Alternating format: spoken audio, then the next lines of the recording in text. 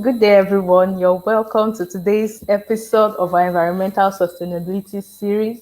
It's wonderful to have you all here and really appreciate the time you brought out to watch this program today. Today, we'll be talking on solid waste management, and in less than no time, our speaker, Biola Talabi, will be joining us. He's coming loaded, ready to dissect the different ways in which solid waste can be managed. Just in case you missed our other episodes, you can scroll through our Facebook page, watch them all, get your writing materials, write down the necessary points, and don't forget to like our Facebook page. The first of this series was on people, profit, and planet. The second was on environmental ethics. The third, which was last week, was on the role of MDAs in improving environmental conditions. They were all wonderful. And those who participated can testify to that. And now you have an opportunity to also testify. So scroll through the page, watch the previous episodes, and you'll be grateful you did. So just while we wait for our guest speaker, Abiola Talabi, I urge you all to get your writing materials ready. It's going to be an awesome one. It's going to be worth your time. I have my writing materials here. I'm also going to be learning a million and one things.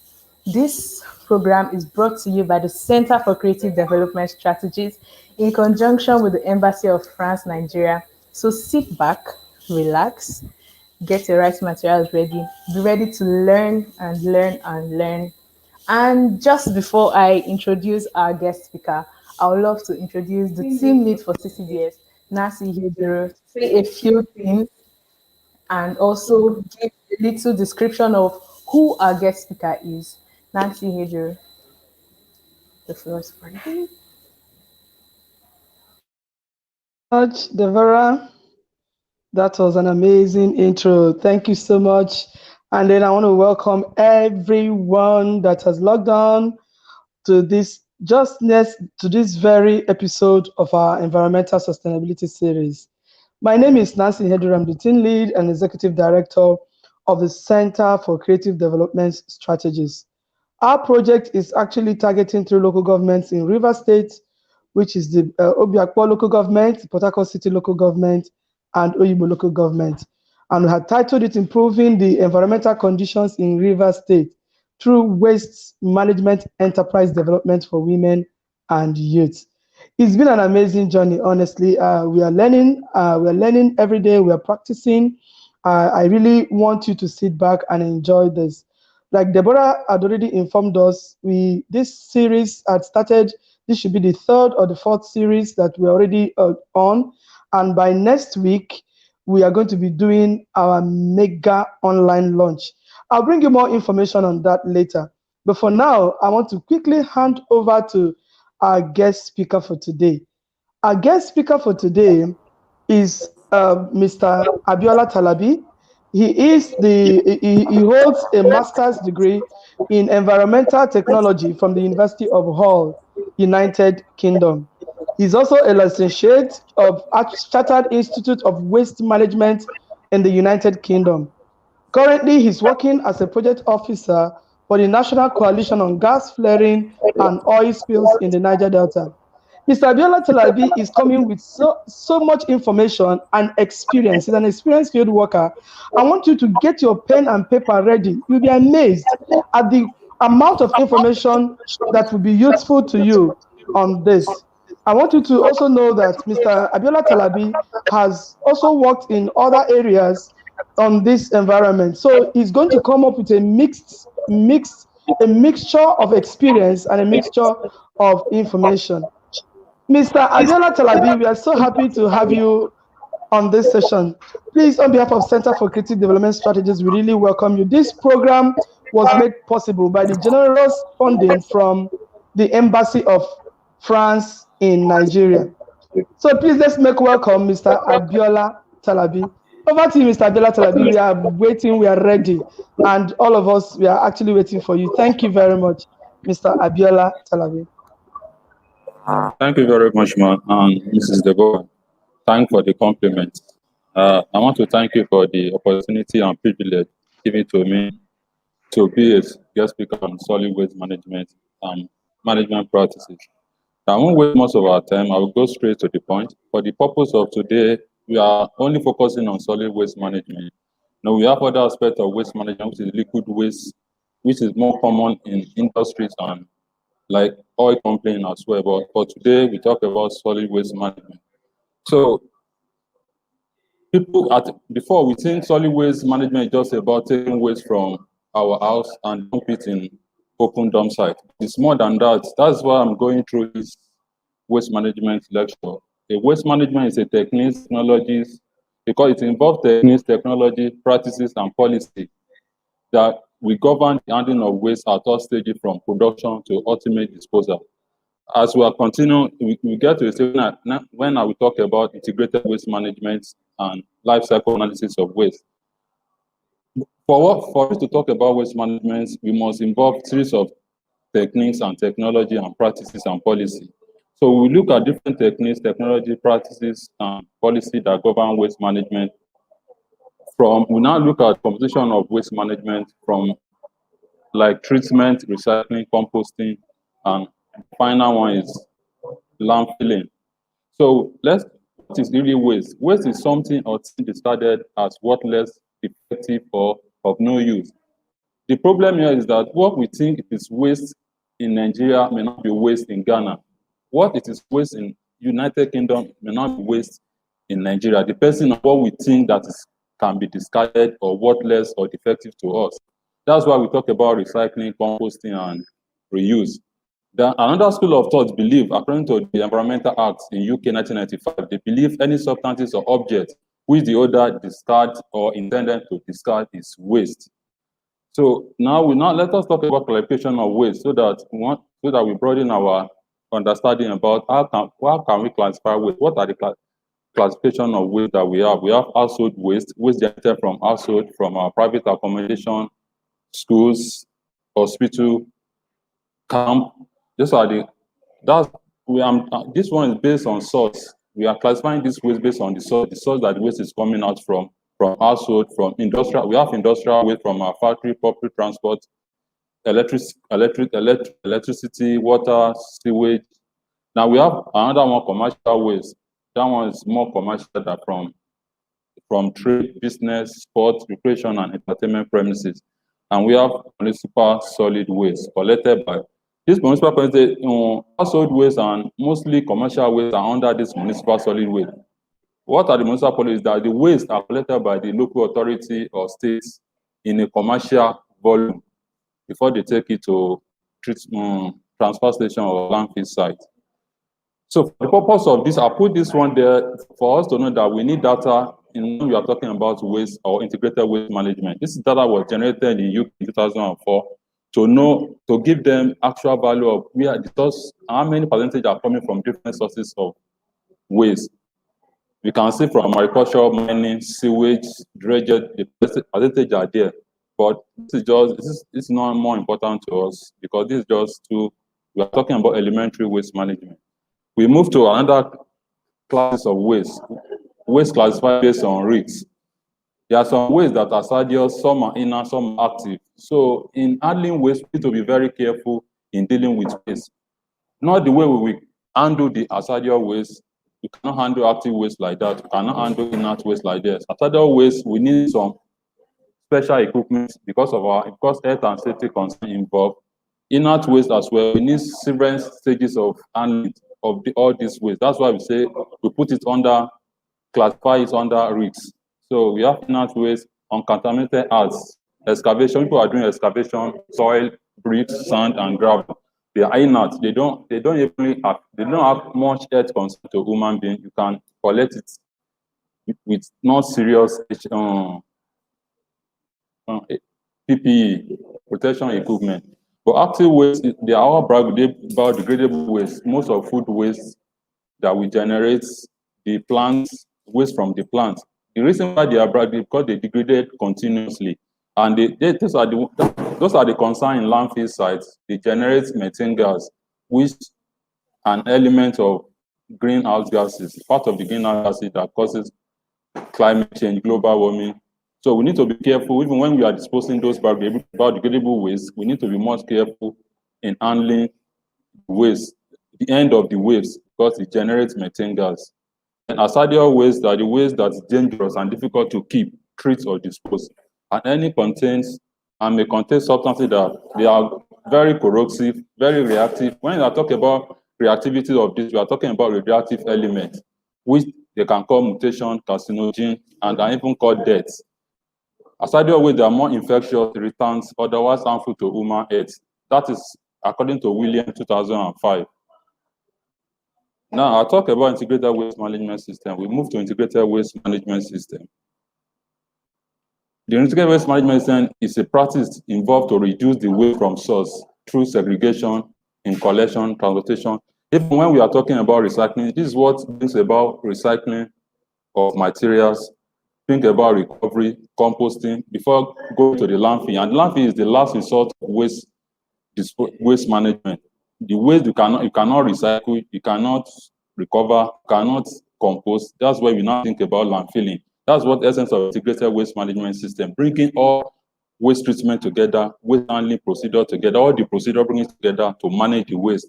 And before we now resort into the least waste management practice, which is the landfilling. Now that's why we talk about data. The goal of data collection on solid waste management is more important in integrated waste management practices. Because without data, we'll not be able to know how many waste that's coming out from household, from industry, from commercial sectors, and we'll not be able to know which waste are hazardous, which one are not hazardous. Now, if you look at this graph, we talk about recycled resources, we talk about the typical waste treatment procedure we have. Now, when we recycle our resources, we want to ensure sustainable natural resources. We will not be able to put pressure on our natural resources. Our resources will not go into extinction. This is a sustainable development goal in supporting biodiversity. Because when we put more resources on when we put more pressure on our resources, the resources can go into extinction. So when we talk about direct consumption, when we are consuming any product, we should think about how to reduce our waste. The food or anything that you don't need, don't buy it and don't consume it. That's how we can reduce waste. Now, in production, during the production of waste, that's why we talk about life cycle analysis. Life cycle analysis put in mind from production to the end of that waste. We should be able to reduce waste even in production.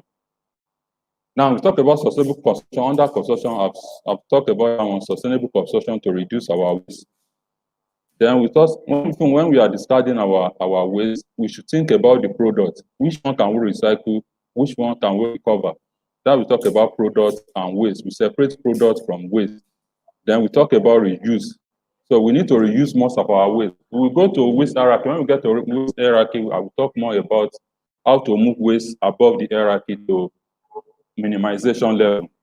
Then proper treatment of our waste. The waste that we cannot recycle, we cannot reuse, we should be able to treat it before we dispose it off.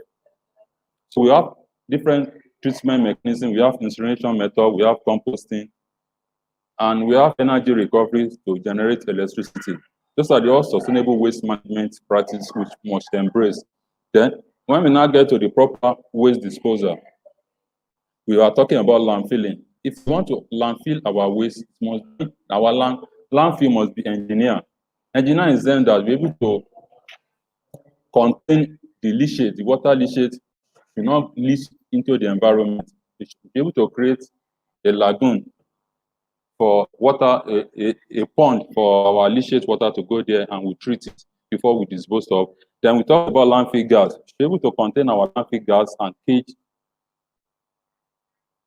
it so that we can use for electricity in developed countries, in UK and America. So they engineer it and cover the landfill. When we get to the last stage, I will show you a typical example of engineering landfill. So that's why when I was in university, we talked about sustainability of landfill. It is sustainable to some extent, because if you can engineer your landfill, so you're able to contain the landfill gas and the leachate so that you not destroy the environment, it won't have negative impact on the environment. So below we have the life cycle based integrated solid waste management. The first concept of integrated waste management is based on life cycle analysis. The purpose of life cycle analysis is to know that when your when your product is turning into waste, and how can you manage the process, and when can you generate data for future use, so that we're able to help you in the integrated waste management practices. Now we go into the integrated waste management as enterprise. When we talk about money from waste, if we want to create employment, we want to save the environment, we want to reduce the impact of the waste we generate on the environment. So we talk about integrated waste management plan. That is the plan that drives waste management policy. Without waste management plan, our policy will just be useless. So when we have a integrated waste management policy, we must develop a plan to drive the policy. So the plan now can lead us into enterprise creating waste from waste. So one of these is to reduce the quantity of waste going to landfill through catch or recycle waste scheme. They have different schemes across the world. When you recycle your waste, the government can give you grants. And when you are recycling the waste, you have market for your waste recycle. Government will provide opportunity and enable environment to sell the recycle waste, to bring investors to come and to connect you with investor on waste recycle so that they can use it to reduce pressure on the virgin material. They can mix it with little virgin material to produce another product. So it can promote reuse, recycling, energy recovery of possible waste. So with this integrated waste management plan, we're able to increase the reuse of our waste, the recycling of our waste, and energy recovery to power electricity or generate to eat. In United Kingdom, they use part of the energy recovery to heat their house during winter. Promote action to dispose waste properly. This one will give us action to dispose our waste properly, not like waste picking we are doing in Nigeria, that everybody can pick waste without adequate protective equipment. Now, support sustainable waste infrastructure. One of the major issues we have in underdeveloped countries is that we don't have waste infrastructure. Let's start from when you want to construct a house, or you want to have a project on building of houses, you must put in your plan the waste infrastructure, the accessibility of road, how truck can lift your waste. But in most of Nigeria, we have where we have slums, people just build anyhow, that people that the waste collector can even access the waste in some parts of the country, most on the streets. So in developed country, they support sustainable waste infrastructure, they put waste infrastructure into their developmental goals. So apart from someone waste bin, we don't even have waste bin in Nigeria or in Africa. Even underdeveloped country. In UK, they have their waste bin being coded. They have blue, black, red for different kind of waste. Maybe one for biodegradable waste, one for plastic waste that can be recycled, that's recyclable. So these are different type of waste infrastructure. Yeah, even if you move around the street, you see some waste bins or waste infrastructure on the street, so that you're able to litter the streets. Before we walk like 1 meter, you see where you dump your waste. That is not happening in underdeveloped countries. These are people just dump waste anyhow. They put their waste, and when you dump most of these plastic waste, they block drainages and cause erosion. Now, improve moral and ethical sustainability of waste management. This helps us to improve our ethical behavior towards waste management, so that when we have the integrated waste management plans and policy in place, you will think how to dispose your waste properly. It will change our ideas and our behavior towards recycling, recovery, and proper disposal of waste. Now, key waste management issue. Some of the issues that waste management is causing, poor management of waste is causing all this one. It's causing soil erosion. When you build drainages, it's causing soil erosion. When you put pressure on resources, certification, cutting down of trees for production of maybe for papers, wood, and stuff, it will now lead to certification, and that is those elements of climate change, loss of biodiversity, a lot of species will go into extinction, air pollution, water pollution. Another issue is about our population control. The higher our population, uncontrolled population, to put stress on our resources, and it will not be difficult for government to manage waste properly when they don't have plan in place. The large proportion of population depend on natural resources for sustenance. I talk about waste resources going into extinction. Now let's go into waste hierarchy. This is where we discuss about disposal, energy recovery, recycling, reuse, minimization, and prevention. Normally, the sustainable waste management must push waste from below, from disposal to prevention. What people want to see, a developed country, they are targeting is how to prevent their waste. That is number one. Then we talk about waste minimization. That's why if you look at the pyramid, the base is more bigger. It means what we are doing most of the time is to dispose our waste. That's why we now see more waste going into landfill. And in Africa, we don't even have a landfill in Africa. We have open dump sites where we just dump our waste on the ground and we go. And if you go to Oyigbo area there, you see where they are dumping waste inside. I don't know, it's not really even a canal. If you go there, it's just an eyesore. You see a lot of, they are polluting the environment and the water. If you see the leachate water coming out of that waste, even hardly you cannot even pass through that place without covering your nose.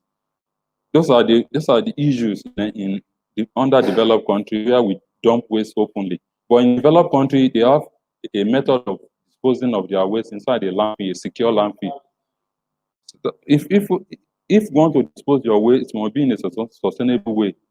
Deposit in a manner that avoids pollution. We should not dispose our waste that will cause pollution into the environment.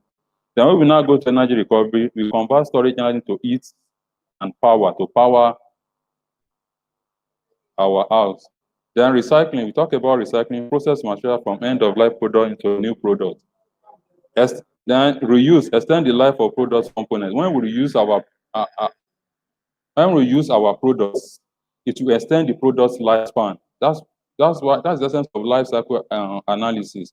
If you do of more reuse, we only recycle small, and energy recovery will be minimal, and we will not have much waste going into the landfill. Then the key one is prevention. You must prevent your waste. If you don't need anything, don't buy it. If you don't need something, don't bring it into your house or into the camp. That's the way to minimize our waste. Then urban waste management. Let's go straight into the urban waste management properly.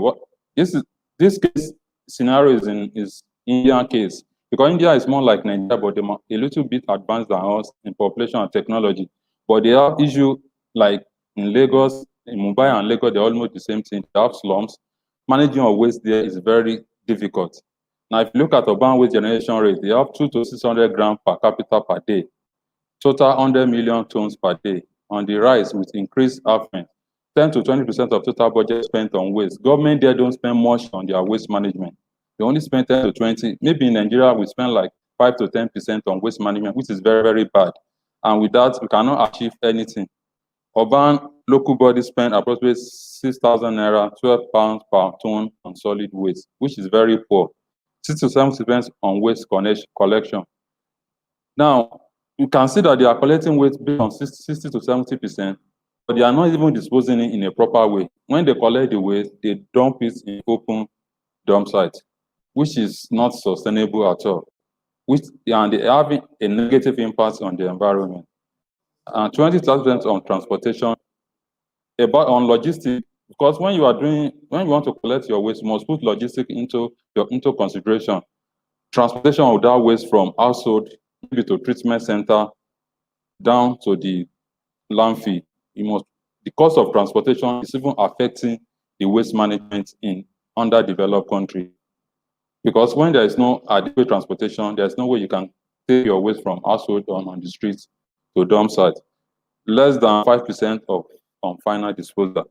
Now, if they can collect almost 60 to 70%, at the end of the day, we are now seeing 5% in an open dump site. It means there is a critical problem in waste management in underdeveloped country. Now we go into unscientific disposal of waste. Mostly in underdeveloped country or poor country like Nigeria and even in Port Harcourt, for example, we don't have landfill sites. I've said that one before, no landfill site in several cities. What they have is open dump sites. Waste disposal on roadside. If you go to majorly, even if you go to a D line here, you see people coming out in the evening, dumping their waste on the road, waiting for waste collector to come and pack it overnight. It is not sustainable. That is not waste management. They are impacting the environment in a negative way. The health risks involved in all those things makes it not sustainable. Method of crude dumping of adopted for waste disposal. All the waste disposal they are doing in Port Harcourt is very crude. It's against sustainable development. Waste is neither spread nor compacted or covered. That is element of open dump site. But in engineering dump sites, when then they dump their waste, they will spread it, compact it, and cover it again before they dump another waste on it the following day. So by the time they are doing it, they are trying to protect landfill gas go into the environment or leaching into the environment. Now, what actually happens? These are the scenario. Look at the picture, the way they are dumping waste on the ground. This is a typical example of open dump sites, which is not sustainable. Now, waste picking. This is common. This picture is from India, and that's what is being practiced in Nigeria. Pickers roommate through garbage dump, bare-handed to salvage recycle without gloves, without protective clothes. They just go into the site and pick. They don't even know whether the waste they are picking is radioactive or maybe it's an active waste that can harm their health or they can destroy them. They don't even know. Or even with the waste, they can destroy the environment and when they dump it on the ground, it pollute the air, pollute the water, and pollute the soil. Well-established urban survival tactics, because most of the scavengers we have in Nigeria, they are doing it for survival. Because maybe they don't have job, they are unemployed, they are looking for ways to feed their family. So they go out there and even harm themselves.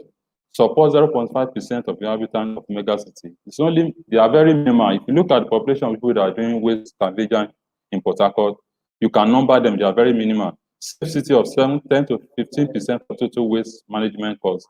It's not even saving the system much, it's just 10 to 15% of the total cost of waste management. Informal recycling sectors. What we have in Port Harcourt is like informal recycling sector. It's not governed by law or policy or procedure. They just do it the way they like. They even pollute the soil, the air, and the water during their recycling processes. Recyclers operate behind closed door, avoiding registration or occupational safety provision. They don't have occupational safety procedures. They just go there, do it the way they like, without considering their health and the health of their fellow being that inhabiting the environment. Collectors despise arrest and management due to public suspicion. Now, let's move on. We now move on to the policy that governs waste management. This policy, the policy are the driver that governs sustainable waste management system. Without policy or law, waste management will be impossible. Sustainable waste management will be impossible. Like what we are seeing in Nigeria, because we don't have policy, we don't have law, there is no directive for waste management. People are just doing it the way they like. And even when they release money for waste management, the money just go down the drain. They use the money the way they like, because there's no regulation, no monitoring, no policy. But let's look at the European Union regulations. And they have different directives on waste management.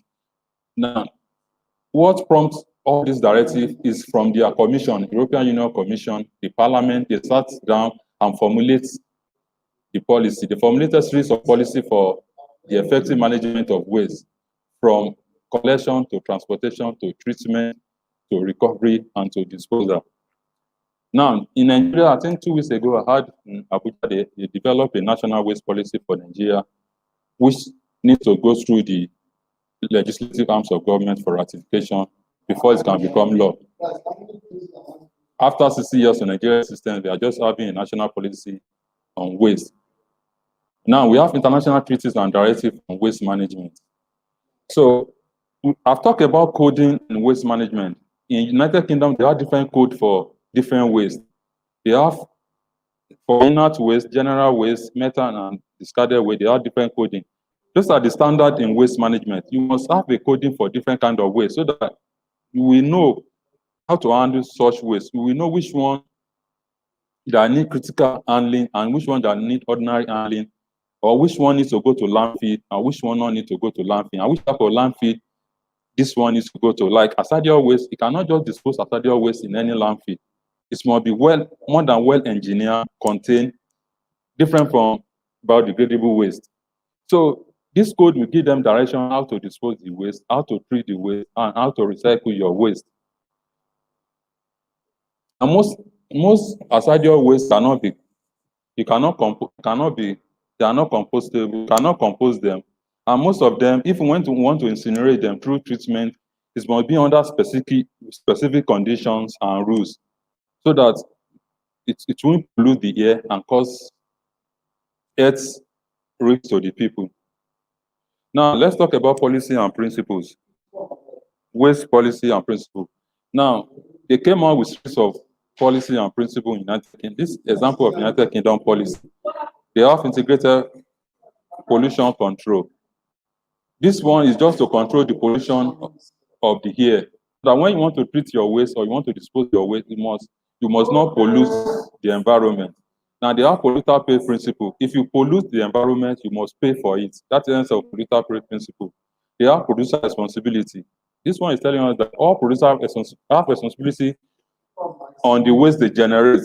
When they conduct life cycle analysis, they should know when their product is turning into waste, and they should be responsible for collection of the waste back. If they cannot collect it back, they should pay for the collection and the management of the waste. They have prevention of environment damage.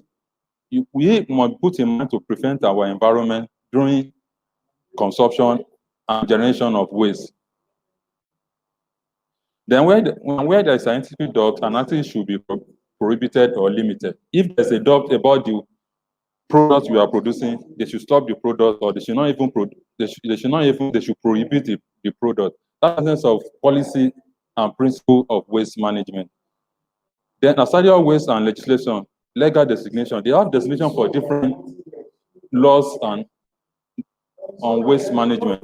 Now, for hazardous waste management in UK, it was indicated as hazardous in European Waste Catalog. They have their own catalog. They have harness for their waste, hazardous waste directive, and they have combined by commission. They have commission that directs the hazardousness of their waste. Now, EU legislation relating to waste hierarchy. All this are just about waste policy and hierarchy. In United Kingdom, they have Waste Framework Directive 1975-91, and they revise this every 5 years or 10 years. The purpose of this Waste Framework Directive is on national waste strategy, on polluter pays, so that if you pollute, you must pay for what you pollute. And this Waste Framework Directive promotes recycling. This is what helps them to promote recycling in developed countries. Now they have landfill directive, requirements on construction of and monitoring. This landfill directive indicates some requirements in the construction of landfill and how to monitor the pollution, air pollution, leachates, land pollution, and water pollution. Then reduce landfill biodegradable gas by 65%. So they have a target. Normally, we need to set targets in waste management. So they set their own target to reduce the biodegradable waste that's going to landfill by 65%. Ban on tire and some hazardous waste. They ban tire and hazardous waste going to landfill. So they have another method and mechanism in treating their waste from from rubber industry and how to treat as hazardous waste. Then ban on cold disposal of non-hazardous and hazardous waste.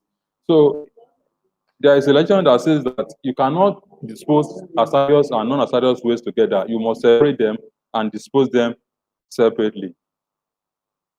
Now, this is EU waste strategy. The EU waste strategy waste policy has the potential to contribute to reducing the overall negative environmental impacts of resource use, preventing waste generation, and promoting recycling and recovery of waste. The essence of EU waste policy is to reduce the amount of waste going out into landfill, prevent the waste people are generating. It's just a way of supporting the waste hierarchy so that to push waste up the hierarchy so that through prevention, reuse, recovery, recycle, and the least one is the landfill. When you cannot recover, you cannot prevent, and you cannot reuse, that's when you now talk about landfilling. That's the essence of waste, EU waste strategy, which we don't have in Nigeria. Now, essence of target, I've talked about target. This is the set target in recycling and composting. In year 2000, they set 30% target for recycling of their waste.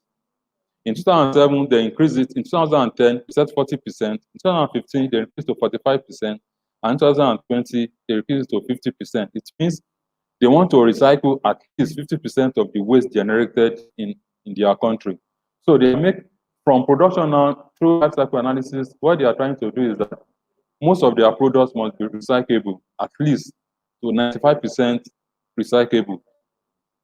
That's why in car industry they talk about end of life cycle for in car industry.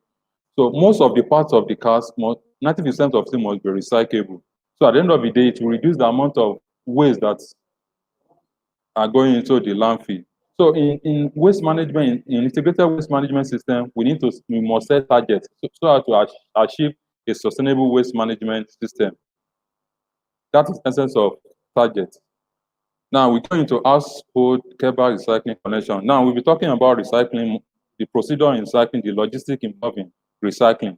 So what are the equipment we need during recycling? Number one, we need containers, skips, hero bins. They have their own hero bins. If you look at this one by my right hand side, that is talking about ordinary bin. They call it curbside. They need wheel bins. The government normally provide wheel bins for people, for households to dispose their waste. They have no wheel bins. They have rigid recycling boxes, basket or crates. They have single-use, multi-use, degradable sack. Most of their sack now, they are degradable. They are moving from non-degradable plastic bags to a degradable plastic bag, so that at the end of the day, even when they are disposing the plastic bag into the landfill, it will easily be degraded off in the landfill. So when it's being degraded, to generate a landfill gas, and they will contain the landfill gas to generate electricity. That is sustainability in waste management. Now, the frequency of waste collection. Some waste are being collected weekly, some fortnightly, depending on the rate of generation of the waste. Some are monthly basis. Like some commercial waste, I think they collect it fortnightly, some even daily. Some they have alternate waste system for separation, collection, and residual and recyclable waste. Bulky waste collection, free or charge. There are some waste they collect free of charge. They don't need to charge you, like furniture waste. The reason why they are collecting some waste, that is the scheme. I said the other time that scheme pay for recycling. When you recycle, the government will pay you back and collect the recycle item from you. So that is some of the items. Some of them are furniture, but plastic bottles, and sacks. So when you sort it out, they will collect it from you, they pay you, and they will go and recycle it and sell it to company back to mix it with virgin products. Large household appliance. Those are the schemes that they use to support recycling, reuse, and composting. Logistics of collection system. So they are different. In collection, you must set in your logistic. You need vehicle to collect your waste. Let's talk about the vehicles in collection of waste. We have different type of vehicle. We have refuse collection vehicle. We have split bag vehicle. We have compartmentalized vehicle. We have cage vehicle. We have open top vehicle. Now, we talk about the time and frequency of filling the vehicles. They put into consideration under the logistic. That's why they generate data. They know through their data, they can tell you, okay, this vehicle will be filled up maybe in a week, in 2 days, or in 3 days. The capacity of the vehicle, they know it. They know the quality of recyclable they are collecting from people. Now, personnel and personnel training. Even in waste management, you need to train your personnel. That's why it is more. That's what policy is doing in waste management And that's why procedures and principles are doing in waste management. Because you cannot just go into the field, go out there and say you want to start collecting waste. It must be regulated because of the type of waste we have, because of the risks involved in collection of that waste. So you need to train your personnel in handling of the waste, your driver, how to drive, the loading crew. So you need to train them.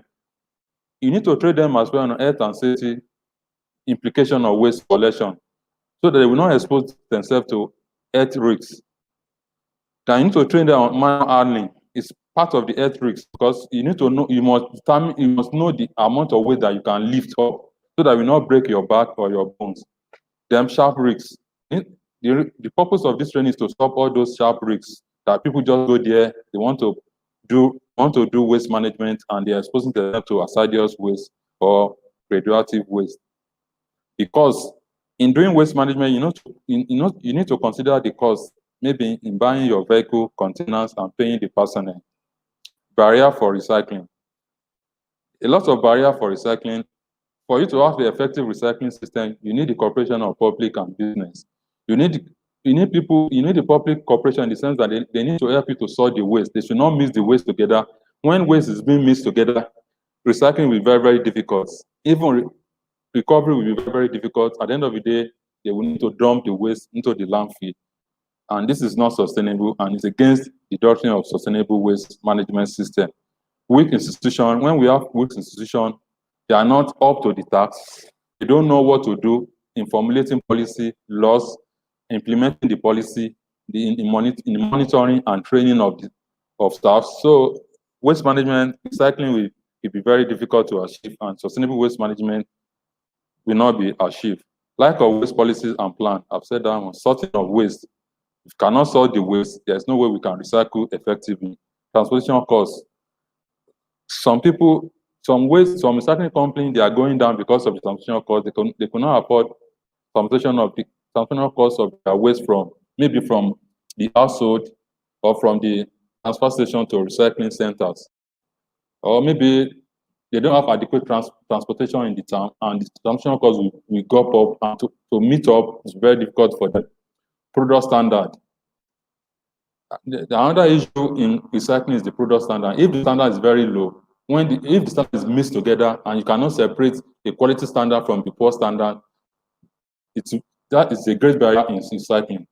Guarantee supply and demand. When there is no adequate supply for you to meet your recycling targets, or demand to buy the recycle target, that is to buy your recycled product, that is another issue. Fluctuating cost of competing raw materials.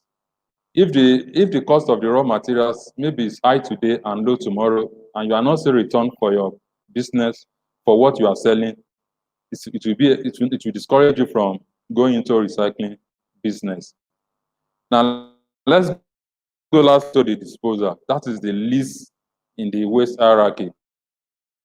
When you cannot recycle, you cannot recover, you'll not be thinking about disposal. But even when we are thinking about disposal, we think about our landfill.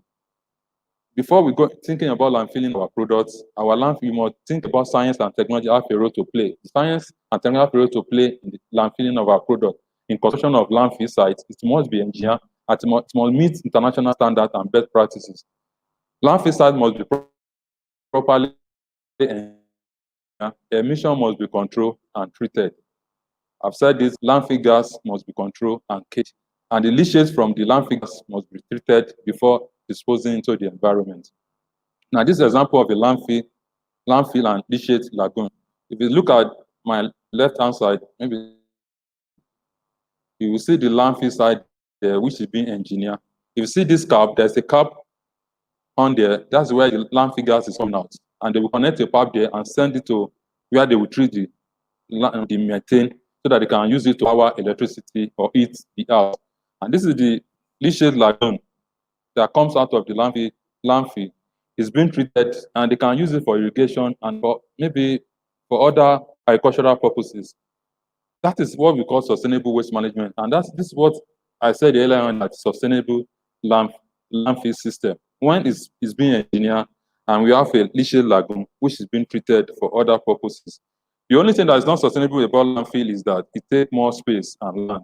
In a country that doesn't have more space or land, this one is not, they will not even consider of going into too much of landfilling of their waste. So they want to go into recycling and recovery.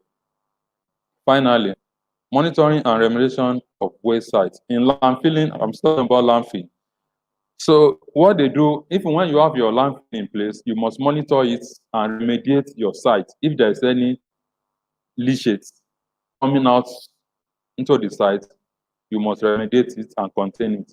Waste emission to soil and air must properly monitor. Monitoring and motor tool management. They use supercomputer to monitor their landfill, the base of the landfill, to see the level of the leachate under the landfill, and to see the flow of that leachate, whether it's being leaked or not, whether it's going to the leachate lagoon or it's not going to leachate lagoon. Then fight out for risk assessment. They do risk assessment often to generate data and to monitor the leachate and the landfill gas. Need to know what we are dealing with, clean up both sites.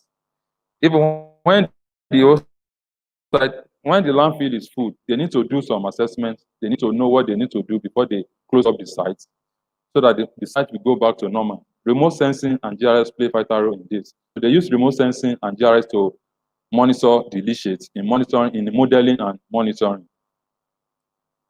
Thank you. That is the end of the waste management lecture.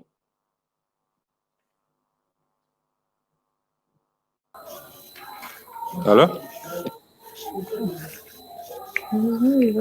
Any question? If you have any question, I will entertain and address the questions. Okay, that was a very insightful one. My notebook is full, and I believe yours is too. I have a lot written down here. It was so wonderful. And if you have any question, please do well to drop your questions in the comment section so our guest speaker can address them immediately. I'll be waiting for your questions now. But just before that, I hope everyone got something out of this. From what we've heard today, we have seen that we also have a major role to play in this whole solid waste management process. We have to start by sorting our waste at home. If today the government wakes up, that is the Nigerian government we know, wakes up and say they want to do something so serious on waste management, if we don't accept to sort our waste from our houses, it's going to be so difficult for them. So I'll urge us to, in the little ways we can, sort our waste. Try not to throw something you can reuse away, because as we know, if you've been following our series, you will know about the 3 R's: reuse, reduce, and recycle. So you have to start practicing all those things one after the other in the little way you can. I'm waiting for questions.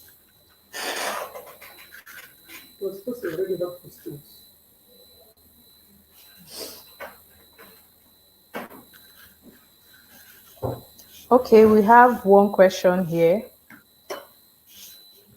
Mr. Abiola, we have one question here. How do we treat leachate in landfill without taking it out? Thank you. You can't put it in landfill unless it comes out of the landfill. That's why they created. That's why I show you the landfill, the leachate lagoon. There is a pipe under the landfill that will take all the leachate out into the leachate lagoon. It's until it gets to that leachate lagoon before it can be treated. So that's the only place that is the only link the leachate will come out of that landfill. And they need to remove the leachate from the landfill so that to reduce the amount of landfill gas coming out. If you have excess leachate in the landfill, it will increase the activeness of the biodegradable waste. So it will keep bringing out more landfill gases, and the landfill might even collapse in no distant time. So that's why they create a pipe that will take the leachate out of the landfill, and until it gets to landfill leachate lagoon, that's when it can be treated.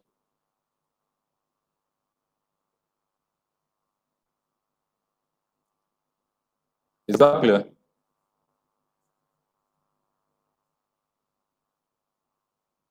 Another question here. Do we have a waste management policy in Nigeria? Sorry. Yeah, I said it the other time. I think I heard the news 2 weeks ago that the federal government said they came up with a waste policy, waste management policy, national waste policy for Nigeria. But it's still new. It still need to go through. It will still need to go through national assembly for it to become law or to be effective. So it's just a new idea, just coming up. Maybe after 60 years of our existence, this year I think they are coming out with waste management policy. But Lagos State developed. I think Lagos State as a state, because waste is under concurrent list of Nigerian. I don't know how to put it, but if the state can come up with its own policy, local government can come up with its own waste management policy. But we must have a national waste policy which address the waste management across the country. So I think Nigeria just came out with one, and we are waiting to see. And with this waste management policy, we can create more employment. I wanted to say that the other time. If you don't have waste management policy, you cannot even create more employment under waste management. And waste management is an instrument that can create millions of employment across the country. Just look at the recycling, recovery, and composting. And they need people to do it. And if you have a strong waste policy, we create more employment and it's more sustainable. And we put the earth management in places, health and safety of people. So this is a new, it's a welcome development. And if they can follow it up, I believe it will help our waste management in the country, sustainable waste management in Nigeria. Okay, promise. Oh, okay, please, Mr. Abiola Talabi. I have this question to ask because I paid attention to the presentation, though most of the pictures you have shown us are pictures of India and all of that. Coming back home, and in fact, coming back to River State, I also witnessed that dump site they talked about at Oyibo, which is very, very deplorable. And I have this question to ask. I know that a lot of times we are waiting for government policies to come in place to be implemented, but even beyond that, what can we do immediately? Because there's a lot of information you have put out right now on solid waste management. What can I do immediately in my house, in my office? What can we do immediately as individuals? What can we do on the immediate? Because most of the challenges I have seen is that the wastes at the dump sites are not even sorted. They are all jumbled up in one place. So I believe that there should be a behavioral change. So I want you to help me to list out some of the practical steps I, as an individual, as a woman, or any other person that is listening to us, can begin to take. Can I compost it in my compound? Can I effectively separate my waste? I saw all the list of the waste separation code, the coding that you showed to us, which are so plenty. And I'm looking at Nigeria where we are now. I'm looking at River State where we are. I'm looking at the local governments we are working with where we are. What can work for us on the immediate? Because the issues of waste management is not what we are going to wait until it gets better. What can we do today? What will be the call to action for today? What can we start doing immediately? Thank you, Abiola Talabi. Thank you, man. I think we need to start doing awareness, creating awareness, not even enough awareness. We need to help with, I think what we can do now is that if I can afford to buy a waste bin, like different time, maybe blue and black, I can buy it in my house. That's part of the awareness, and I will start sorting from my house. The most important thing is that waste must be contained from the source where they are generating it. It must be sorted from the source where they are generating it. And the question is that who is going to help the poor masses in the crusade towards this waste sorting and segregation from soil? What I mean is that this is going to buy the waste bin for them. This is going to help them with bags, the plastic bag. They don't even understand buying the plastic bag. They don't want to know. What they want to know is that because they are poor, they just want to put their waste somewhere and go and dump it on the streets. I think we need to engage the government. And in behavioral change, at times, behavioral change will not come until at a time when there must be force. We need to force it. That's why we are talking about waste policy and laws.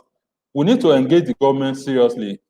Like your organization, other organizations that are into waste management, we need to engage the government to come out. In developed countries, they don't do waste for income generation.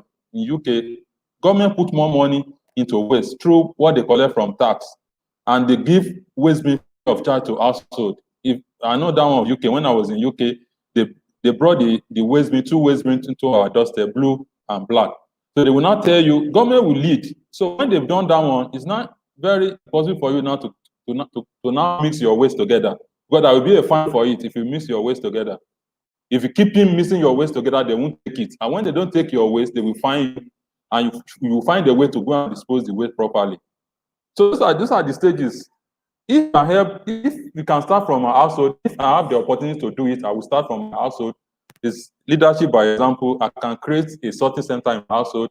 If like big NGO has money, they can create a sorting center on the street. They call it community recycling center, curbside. They create a small area where they put different bins there. When they bring it, you tell them they will sort it instantly. When they are bringing it, some people will be there to help them to sort it instantly. And we need to do awareness that your food waste must not be mixed with a plastic waste, with clothes or recyclable waste. So when we start with that, I think we need to start with that awareness and engage institution first. So when we are doing awareness to the community, we should be engaging the government as well to let them know their role in waste management, what they need to do. Like Port Harcourt now, I learned that they will just give money to one waste management authority, like monthly, to go and evacuate waste. They don't even have direction, they don't have blueprint or framework. And what they will be expecting that they will expect to bring the waste to the streets, mix, and they will be just packing inside waste truck, and they will go and dump it. So without government taking the list, and we and the NGOs taking supporting in awareness and campaign, I think we cannot get, we won't be able to get there. But government must take the list first, and we should do our own part by creating awareness and creating facilities. That's why I talk about waste infrastructure. We need to create a waste infrastructure for solid waste management, so for sustainable waste management in Nigeria. Without waste infrastructure, people will not see where to dump their waste. They will just dump it anyhow. Thank you. Thank you very much. Debbie, can you just help us? Yeah. Okay, thank you very much, Promise. I really, Holy Spirit, thank you very much, Talabi, Mr. Abiola Talabi. Sorry, Thank you, I Father. I want to put something to you. Abiola Talabi. If you have resources to organize like a conference, not like this webinar, a conference that will involve state actors, federal actors, if possible, local government actors coming together, so that people will now brainstorm on sustainable waste management and the way forward. So we can play this slide there, we talk about it. So because so many people in waste office that are in states or local government offices managing the waste affairs in Nigeria, they don't understand much about waste management. Maybe they study biochemistry, they study chemistry, just come there to come and just use the money the way they like. We need to educate them and come together and to brainstorm on the way forward on waste management proper. Thank you so much. The truth is that our project is not just about these webinars.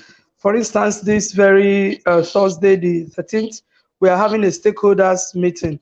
We're having a stakeholder sensitization meeting because in your discussions, the actions you have given to me, you have said engage government. So we cannot even do so much except we are engaging government so that government can take part of their responsibility. They will know what to do, like enforcement. Some behavioral patterns will not change until government begins to enforce that. So on Thursday, 13th, we're meeting with stakeholders. Then on the 18th of August, we have to launch we have an online launch of our eco-friendly network because we want to raise a global network of people, environmental stewards. This is a behavioral issue. This is somebody commitment. We need to commit to it to say, I will sort my waste. I will dump my waste in the right place. I will also educate my neighbors. I will also tell my children. I will put it out in my office. So we are going to have that. And then we have the big one coming on the 10th of September. All of that, we're going to put the announcement together and bring it before us. Thank you very much, Mr. Abiola Talabi. It has been an awesome time. Look at a lot of people are saying thank you so much. Awesome presentation. People are giving all of those comments online. Thank you so much for what you have taught us today. On behalf of all the collaborating organizations, one of them being Arise for Gender and Livelihoods Initiative, as well as Dawn of Life Foundation, we have Collaborative Living and the Development Initiative. We also have Made Pin that just joined us. I want to say thank you. We also have Mankind Support for Mankind Initiative, and of course, Nakong, our big partner. I want to say thank you for this session that we have had with you. It's been an eye-opening session, and this would not have been possible except by the generous support of the Embassy of France in Nigeria. I want to say thank you to all my technical crew, David Treasure, thank you so much, and the moderator for today, Deborah Amirize, thank you. Thank you for the entire staff, those that are working at the backstage to ensure that this is holding and is holding very well. Thank you very much. Until we come your way next time, by this time next week. But please, before you go, by this time next week, we have the big one. We have our mega online launch. We are going to be here online. We have an important, a well-renowned, a world-renowned personality that will be on with us here. That is Professor Chris Imafidon will be with us here discussing environmental stewardship. It's not what you would like to miss. We are also bringing in other government functionaries to be there, and the people on this space.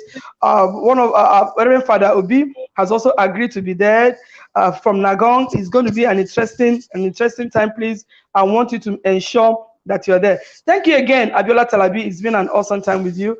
Until next week, have a great day. If we have more questions, please, we'll be able to ask it online. Please stay online.